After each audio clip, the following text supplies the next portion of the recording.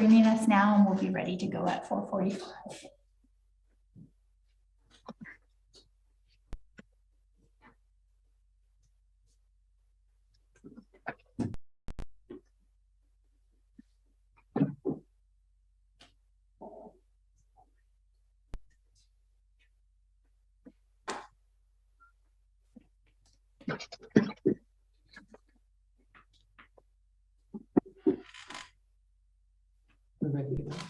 Yes, thank you, Chair. Okay, welcome everyone. We'll call to order this meeting of the Regional Hospital District Committee of the Whole on Thursday, October 8th. Turn that off, sound effects. Thursday, September 8th, 2022 at 3:45 p.m. And I'm very grateful to acknowledge we are holding this meeting in the traditional territory of Tla'amin Nation. And we have Director Luofo is away with leave at today's meeting, and I believe everyone else is present, so welcome. We have an agenda that has been presented. Are there any changes to the agenda? And if there are none, I move adoption of the agenda. Director Brabazon and Director McCormick, any discussion on the agenda? Seeing none, all in favor?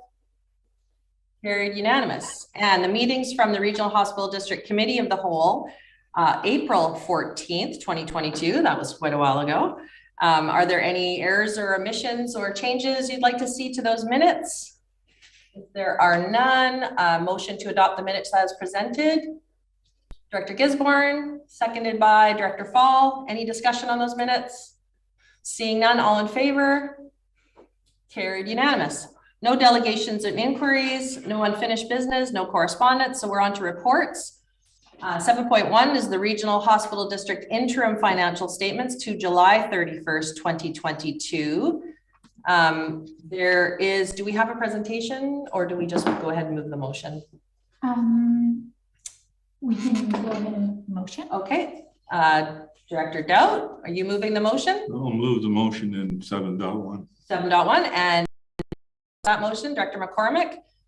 So I see Ms. Greenan on the screen there. So Ms. Greenan, did you want to speak to 7.1 for us? Thank you, Chair.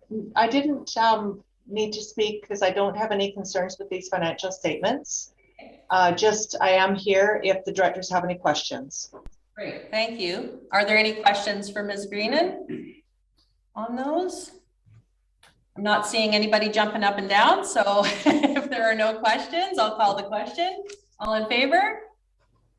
And then none opposed, unanimous. Great, thank you. So 7.2 is Vancouver Coastal Health Capital Cost Share Request. So there is one big motion that is 4 sections, but it's all one motion. Would someone like to move that motion? Director Dowd? We don't need to read it out, I guess, no. Seconded by Director Brander. Any questions or discussion on that motion? Director McCormick? Yeah, thank you. I guess I have to express a concern about borrowing. We still have the Willingdon Creek, funding to pay back. Borrowing each year for operating expenses to me isn't going to be sustainable in the long term. We just can't do that forever and a day. We need to find a better resolution to coming up with either cost share that is affordable, from our perspective, or just simply a different way of allocating those funds. So I'm very concerned about it, and I would be interested, Chair, if I may have a comment from staff regarding the, I guess the result of continuing to borrow each year, if that's what we have. So borrowing versus taxation for that? Yeah, well, either way it's taxation, we're either paying back, the borrowing, or we're paying the money, so. So do you want to ask, for that comment is question is for Ms. Greenan? I might ask staff for a comment regarding those two. Is that clear, Ms. Greenan? Yes, thank you, Chair. Yes, I agree that it does seem that we are going to be having continued requests from Vancouver Coastal Health because they are in a infrastructure deficit. So it does look like it will be, it seems that it will be an ongoing request now that they're trying to get their capital assets up to where they need to be. And, but at this point, we have the large debt that is going to renew in 2024, and the interest rates for that is very uncertain right now. So I'm reluctant to advise the board to, or to recommend that the board use the reserves for that, because the interest rate is so uncertain and the debt is so large. Whereas if we borrow for this smaller debt, then we kind of have some laddering of borrowing, and there's a bit more flexibility, especially with the five-year open borrowing, because we can pay it down at any time. So if we get to 2024 and find out, for example, that the interest rate on renewing the larger debt for the Willingdon Creek Village, if we find out that the interest rate isn't that bad, like perhaps it doesn't go up as much as we anticipate, then we do have the option that we could use some of that reserve funding to pay off this debt. But going forward, I do recommend that the board start putting further funds into the reserve so that we can avoid, you know, the always having to borrow for these requests. It would be good to have more money set aside in reserves for things that come up like this. Okay, yeah, that makes sense. We have a question from Director Dowd. No, I didn't actually have a question. I have some statements to make. Okay. And I'm in favor of doing this, and I'm in favor of using short-term borrowing to fund the capital cost share request that we've got from Vancouver Coastal Health.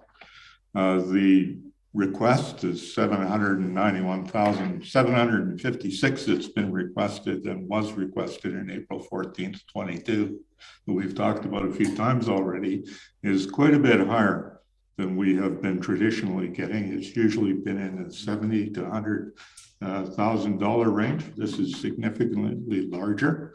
Points to, as Ms. Greenan has said, the infrastructure deficit that exists. And if you're going to keep your infrastructure up to date, you have to find the money somewhere. We're funding a percentage of that, not the entire thing. Vancouver Coastal Health is providing the rest of the funding. Borrowing over 5 years makes sense to me because we're in times of changing interest rates. The 5-year short-term payoff allows us to pay much less interest over the term of the loan than it would be if we were looking at a 20 or 30-year payback. And it gives us time to look at requests that we get. There will be a 2023 request and a 2024 request, and we'll be able to see what's happening, and we will make the decision then.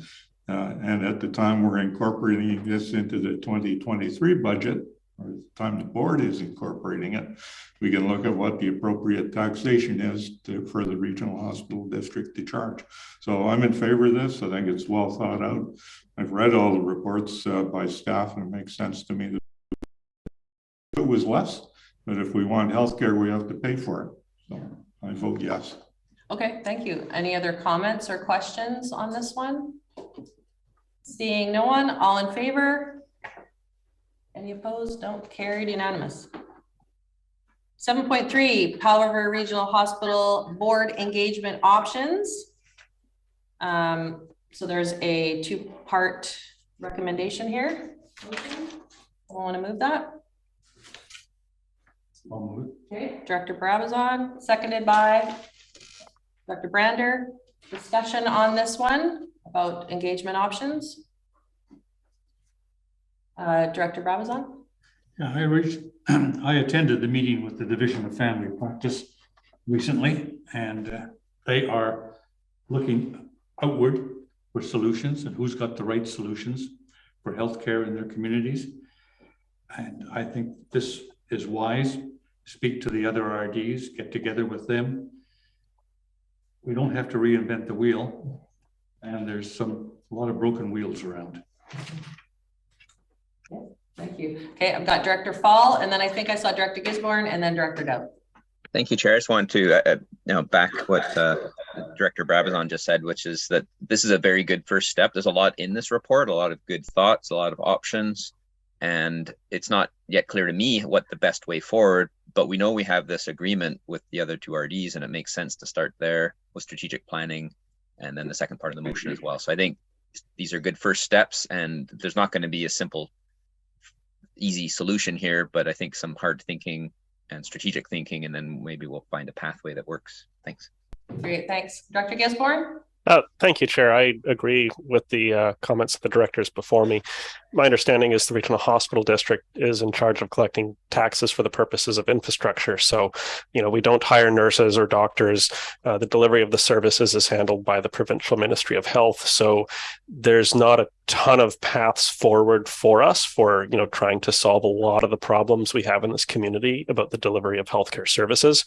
But if we can find at least one path that can maybe, help out in any way, we are getting fairly desperate, I'm seeing in the community. So I'm in support of this motion to reach out to the other hospital districts and find out, if there's anything that we can do. So thank you, Chair. Thank you. Director Dowd. Yeah, and I think this is a fine motion. It goes a long way to trying to get various hospital districts and various community organizations to get together and think about how to influence Vancouver Coastal Health. Really, is who we'd be talking about trying to influence. But along the way, I don't want to forget that the idea where I started with from this motion is to get people in the community who are interested in their own healthcare an opportunity to come and speak to all these various groups and have the ordinary citizens and residents of the area say, this is what we want in our healthcare system. There is no place to do that right now. Vancouver Coastal Health occasionally holds Zoom input meetings, which consist of people from a whole number of regional hospital districts and a whole number of healthcare facilities that are all trying to get their voices heard. And it's hard for a small voice in a place like Area A or Area C to be heard. And I hope that at the end of this, we come up with an opportunity for the regular residents of the area to somehow come to a public meeting and say, this is what we think the problem with our healthcare system is. Most of us around the table know the local immediate problems, like getting on a ferry to go to see all of the specialists that you have to go see wherever somewhere else. We need a place to talk about those things, and hopefully this will take us down the road to doing that. Great, thank you. Yeah, I think the motion is good, and I think the next term there could be, start off fresh and come up with some good ideas on engagement for the next board working with VCH and these other organizations. So I think that's good. Any other comments or questions? So call the question. All in favor?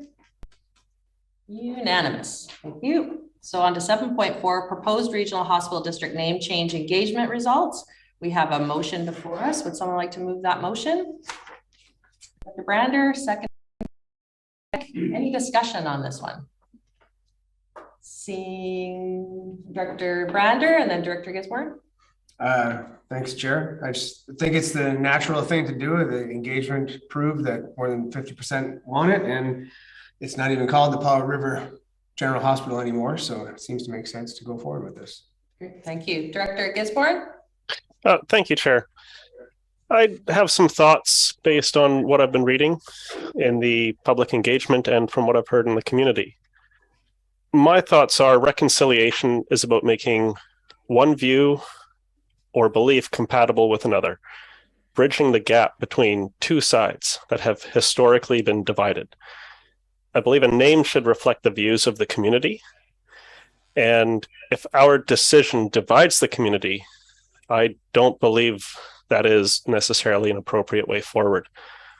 I believe that the regional hospital district is in a very unique position in our community. This is the only level of government that represents all three of our local governments. We have representation from Tla'amin Nation, the rural electoral areas, and the city of Powell River. I've been asked multiple times over the years, should we change the name or not? And I believe in my gut, the answer is we should continue the discussion. I have been aware and involved with the name change discussion for several years now, and the community are continuing to have the discussion, which is wonderful. not just about the name of the regional district or the regional hospital district, but also the municipality and our community in general. That discussion should continue. It needs to continue. As people tell their stories and their truths, we come to a middle ground. I have heard members of the public express their concerns. I have a great deal of respect for the concerns of the public. And some concern was expressed to me that if they voiced their opinion in this process, that their personal information along with their opinion would be published on the regional district website. And their concern was that potential backlash might be received. I want to thank the staff for blocking out any of the identifiable information on this process. So that's a really good step so that people can feel comfortable to express their opinion without fear. I don't think that was really made clear from the get-go. And I think that might have caused a great deal of reluctance for people to speak up. I think that concern from the public was founded based on the regional district's name change process, where that personal information was published, which was later found by the OIPC to be in contravention of the Freedom of Information and Protection of Privacy Act. So I once again want to thank our staff for making sure that information is blocked out this time around. I think the community needs to keep speaking. We need to keep listening and communicating. We need to show humbleness and appreciation to everyone who has had the courage to speak up on whatever side that they're on. With what we have before us, we have feedback that is compiled as either pro or con. I don't really like that as a question, as either are you in favor or are you opposed? I think what we should be doing is also offering the third option of we need to keep talking about this. I really think that by continuing the consultation and the conversation, we can help bridge the gap by ensuring that the public can express themselves without being identified, and that a third option be available. I also still believe to this day that the regional district should have issued an apology for the violation that occurred several years ago. So I'm wondering if there's any appetite by fellow members of the regional hospital district to go with the other recommendation in the staff report, which is direct staff to conduct further public engagement regarding the proposed name change.